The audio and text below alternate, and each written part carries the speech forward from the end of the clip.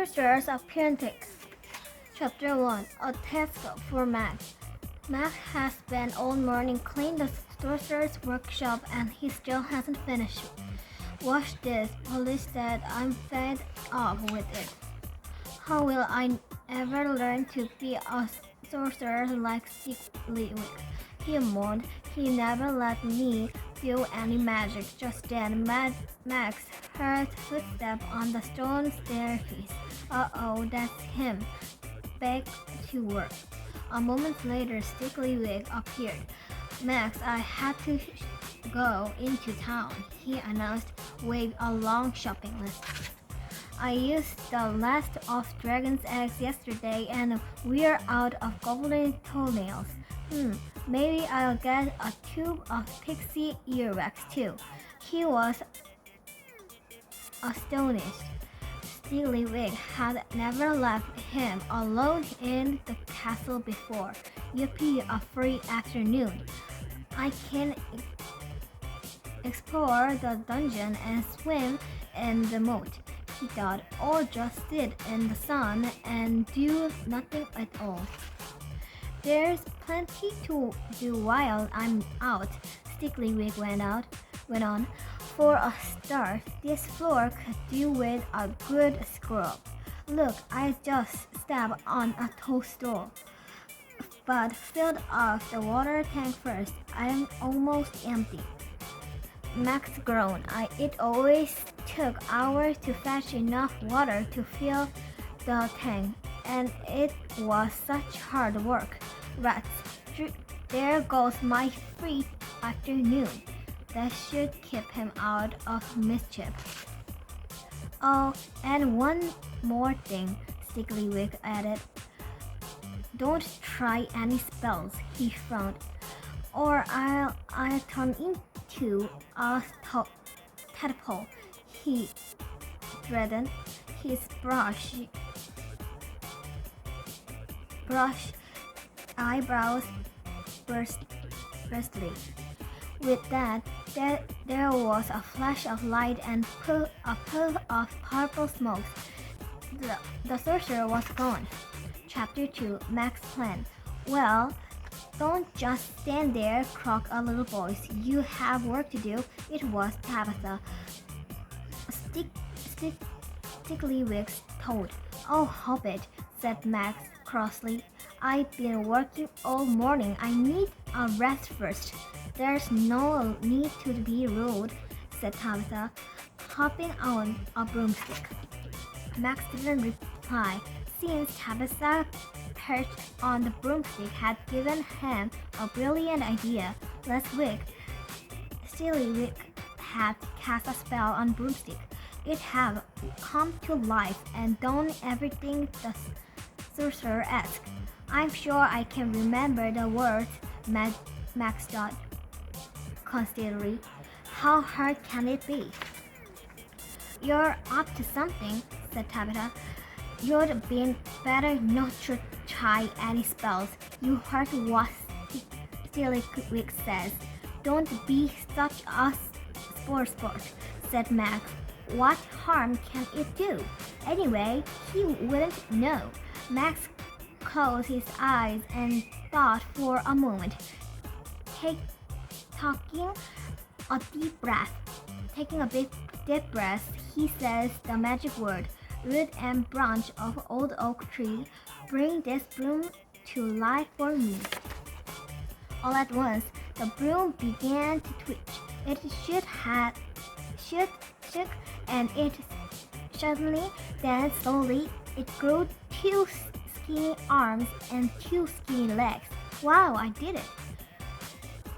Now, Max ordered the broom, fetch me some water, and be quick about it. The broom ran off. In no time, Max heard it coming tap, tap, tap down the steps. It pouring the water into the tank and set off for more. Feeling very pleased with himself, Max plopped down in the sorcerer's chair. Time for a snooze, he yawned. Soon he was fast asleep. Chapter 3. Trouble Ahead. Max woke up to find Tabitha hopping on his lap. "What is it?" he mumbled sleepily. "Quick!"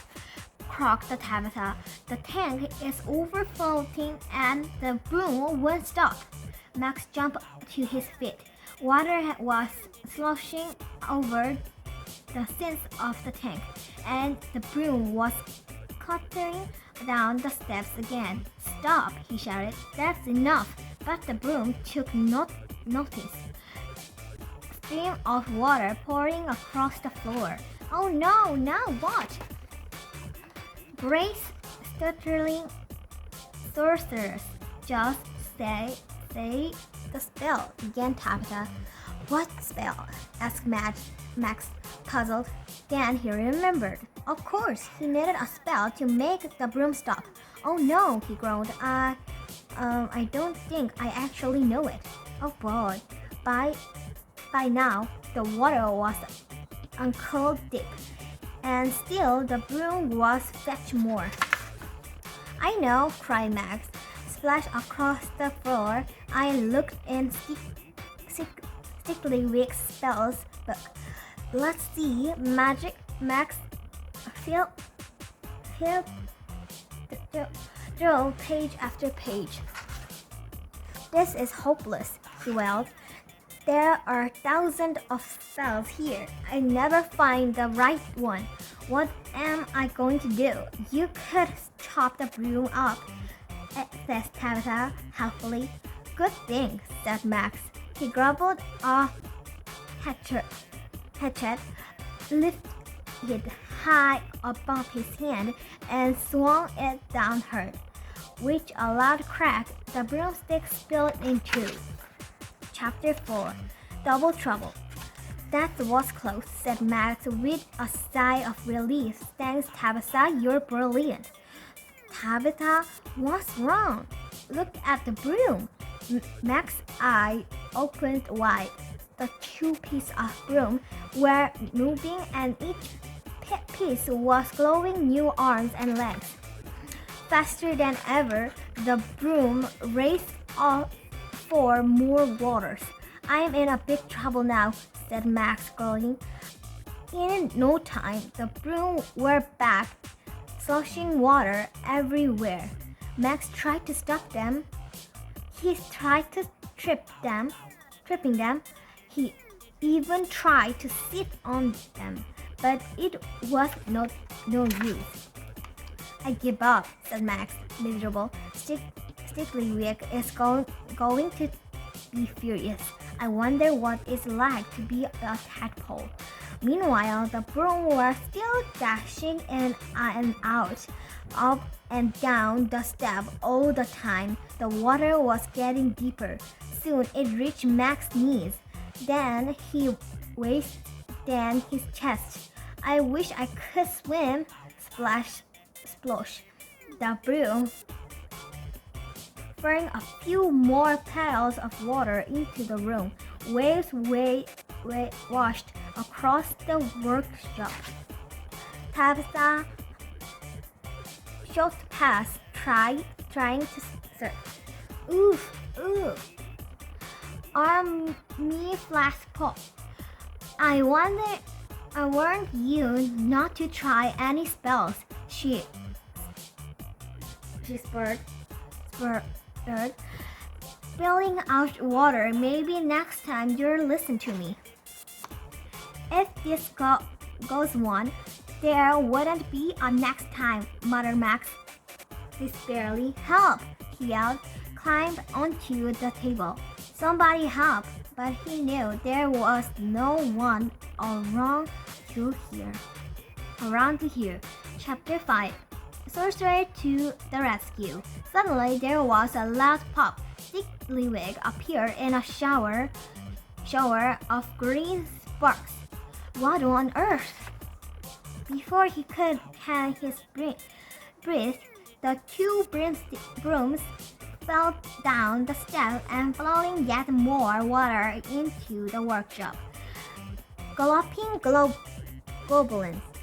cried the sorcerer. "What has that boy been doing?" Quickly he raced raised his wand and spoke the magic word.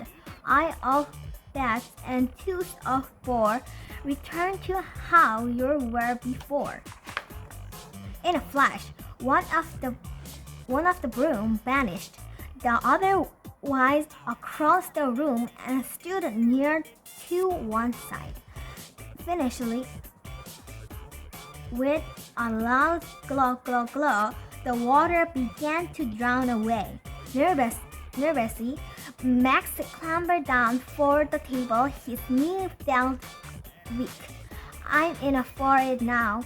Sickly glared at him. Well, what have you got to say for yourself? I'm really sorry. Not good enough, roared the sorcerer. I warn you, now it's tadpole time. Max shivered behind the water tank. Please don't turn me into tadpole, he cried. I won't ever meddle with magic again. No, you won't, snapped Stigglywick. Tadpoles can do simple spells, and they certainly can't do strict ones. He passed on and thought for a second. Max didn't dare move. That was quite a difficult spell you did. Just then, Tabitha spoke. He might be a good sorcerer one day. Maybe you should start teaching him magic. He is your apprentice after all.